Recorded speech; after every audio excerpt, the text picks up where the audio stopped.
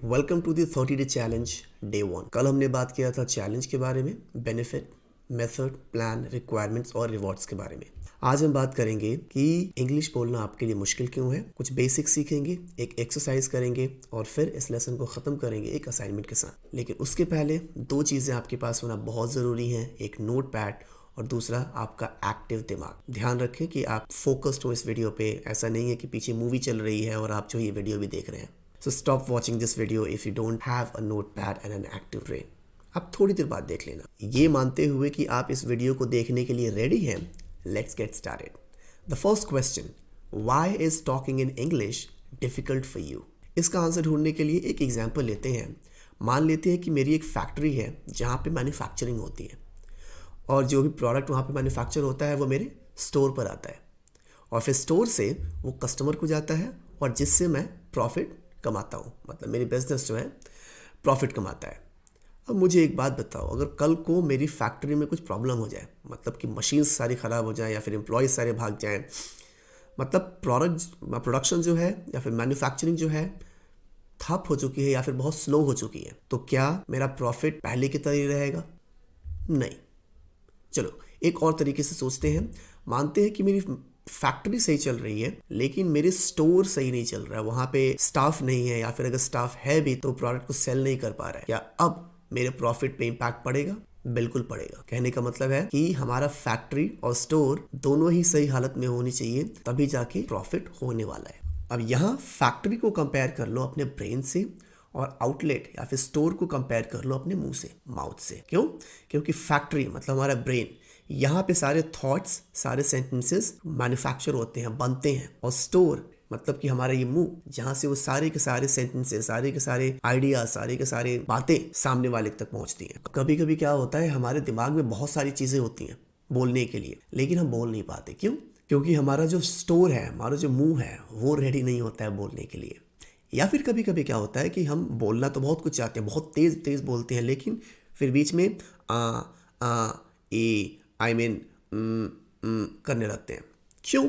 क्योंकि हमारा मुंह तो बहुत तेज चल रहा है, स्टोर पे तो बहुत सही चल रहा है काम, लेकिन फैक्ट्री जो है, हमारा जो दिमाग है, वहाँ पे मैन्युफैक्चरिंग नहीं हो रही है, वहाँ पे सेंटेंसेस, आइडियाज जो है धीरे बन रहे हैं और इसीलिए लोग बीच में अननेसेसरी पॉजेस लेते हैं या फिर अननेसेसरी फिलर्स यूज करते हैं। चलो इस क्वेश्चन का आंसर तो मिल गया। अब इसका सोल्यूशन क्या है? सोल्यूशन यही है कि हमें हमारे ब्रेन के साथ साथ हमारे मुंह को भी ट्रेन करना होगा, तब जाके we will be able to talk in English confidently, तब जाके वो कॉन्फिडेंस आएगा। So let's get started with the training now.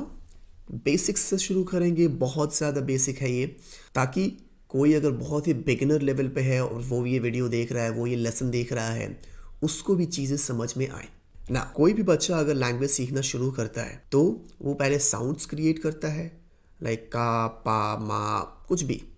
फिर वो वर्ड्स क्रिएट करना, वर्ड्स बोलना सीखता है और फिर आगे जाके वो सेंटेंसेस बोलना सीखने लगता है। आपके सामने दिख रहा है, पहला एक एनिमल है, कुछ बुक्स हैं, एक बर्गर है, एक सिटी है, एक पर्सन है। तो ये सारे क्या है? वर्ड्स हैं। और ये वर्ड्स जो है, इन्हीं चीज़ों के नाम हैं। कोई भी ऑब्जेक्ट जिसका एक नाम होता है, उसको आपने ग्रामर में पढ़ा था, उसको बोलते हैं नाउन। मतलब कि animal, book, burger, city, person, ये सारे के सारे नाउन होंगे। नाउन के वैसे तो कई सारे टाइप्स होते हैं, पर यहाँ पे हम मेनली दो टाइप्स के बारे में बात करेंगे। पहला होता है काउंटेबल, दूसरा होता है अनकाउंटेबल। काउंटेबल जिसको आप काउंट कर सकें, जैसे कि animal, books, person, burger, city. लेकिन अनकाउंटेबल में वाटर आप नहीं गिनते कि मैं एक पानी पीऊँगा, मैं एक हवा खाऊँगा, मैं एक दूध पीऊँगा। You don't say like that. So ये हो जाता है हमारा अनकाउंटेबल, जिसको हम काउंट नहीं करते हैं। अब अगर किसी चीज़ को हम काउंट कर सकते हैं तो या तो वो एक होगा या फिर वो एक से ज़्यादा होगा नंबर में। अगर वो एक है तो उसे हम सिंगुलर कहते हैं, अगर वो एक से ज़्यादा है तो उसे हम प्लूरल कहते हैं। जैसे कि गिटार, अगर एक है तो सिंगुलर है, उसको गिटार बोलेंगे। अगर वो एक से ज़्यादा है तो प्लूरल हो जाएगा, जिसे हम बोलेंगे guitars. Table, tables. Almirah, almirahs. और रेंज और रेंजेस। यहाँ पे एक छोटा सा कॉन्सेप्ट आता है आर्टिकल्स का। आर्टिकल्स तीन होते हैं, ए, एंड द के बारे में बात हम बाद में करेंगे। कभी भी कोई भी सिंगुलर नाउन जब आप यूज़ करते हो एक सेंटेंस में, तो उसके साथ आपको आर्टिकल यूज़ करना होता है। जैसे कि गिटार, तो guitar is always going to be a guitar. Almirah is always going to be an almirah. और एन क्यों यूज करते हैं? मान लेते हैं कि हम दोनों जगहों पे ओ यूज करेंगे। अब ओ गिटार बोलो जरा, ओ गिटार, ओ गिटार, ओ गिटार, ओ गिटार। कितना भी तेज बोलूं, ओ और गिटार दोनों साफ साफ सुनाई पड़ेगा। लेकिन अब बोलते हैं ओ अलमायरा, ओ अलमायरा, ओ अलमायरा, अलमायरा, अलमायरा, अलमायरा। ना व्हाट इज हैपनिंग? जो ओ और अलमायरा का ओ, ये दोनों मर्ज हो जा रहे हैं और पता नहीं चल रहा है कि मैंने आर्टिकल यूज़ किया है या फिर नहीं किया है। इसीलिए अलमायरा के साथ हम एन लगाएंगे, एन अलमायरा, एन अलमायरा, एन अलमायरा। अब मैं कितना भी तेज़ बोलूँगा, जो आर्टिकल एन है वो क्लियरली ऑडिबल होगा कि उसको यूज़ किया गया है यहाँ पे। एक चीज़ और, आर्टिकल ए और एन को कब यूज़ करेंगे ये डिपेंड करता है वर्ड के साउंड पे, ना कि लेटर पे। फॉर एग्जाम्पल, गिटार में साउंड ग आ रहा है जो कि कॉन्सोनेंट है, और कॉन्सोनेंट के साथ हम ओ लगाएंगे। अगर यही वाउल साउंड आता तो फिर हम एन लगाते। फॉर एग्जाम्पल, अगर मैं बोलूँ एमएलए, तो एमएलए शुरू तो एम से हो रहा है, लेकिन इसका साउंड क्या है? ए, और इसीलिए इसके पहले हम एन लगाएंगे, एन एमएलए। कुछ सेंटेंसेस देख लेते हैं यहाँ पे। दिस इज अ गिटार, यहाँ पे गलती क्या होती है? लोग कहते हैं दिस इज गिटार, ठीक है, पर the more appropriate sentence is this is a guitar. इसको थोड़ा ध्यान से देखो, ये गिटार पास में है, सिंगल है, इसीलिए मैंने दिस यूज़ किया है, और सिंगुलर है इसीलिए इज यूज़ किया है, और सिंगुलर है इसीलिए गिटार के पहले मैंने आर्टिकल अ यूज़ किया हुआ है। That is a table. अब ये टेबल देखो कितना दूर है, दूर है तो मैंने दैट यूज़ किया हुआ है, एक पीस सिंगुलर है, और सिंगुलर है इसीलिए मैंने इज़ यूज़ किया है, और इसीलिए मैंने टेबल के आगे आर्टिकल अ भी यूज़ किया हुआ है। इस एग्जाम्पल में आप देखोगे तो मैंने यूज़ किया है दीज आर अलमायराज। क्यों? क्योंकि ये अलमायराज दूर नहीं है, पास में है और एक से ज़्यादा है, इसीलिए दिस की जगह पे दीज यूज़ हुआ है, और एक से ज़्यादा है इसीलिए आर यूज़ होगा। और अलमायराज है मतलब एक से ज़्यादा है, तो अलमायरा ना होके ये अलमायराज होगा। Those are oranges. अब ऑरेंजेस दूर है तो, और एक से ज़्यादा है तो वो दोज हो जाएगा। दोज के साथ हम यूज़ करेंगे प्लूरल आर, और फिर ऑरेंजेस क्योंकि वो एक से ज़्यादा है।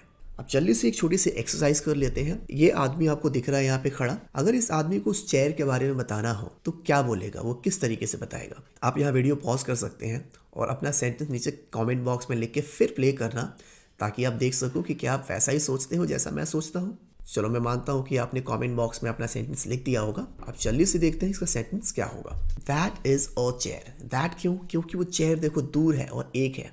इज क्यों? क्योंकि वो सिंगुलर ही है। अ चेयर क्योंकि एक चेयर की बात हो रही है, और एक सिंगुलर के साथ हमने सीखा था कि हम आर्टिकल यूज करते हैं। नेक्स्ट एग्जाम्पल, अब यहाँ पे दो चेयर्स हैं, क्या होगा सेंटेंस?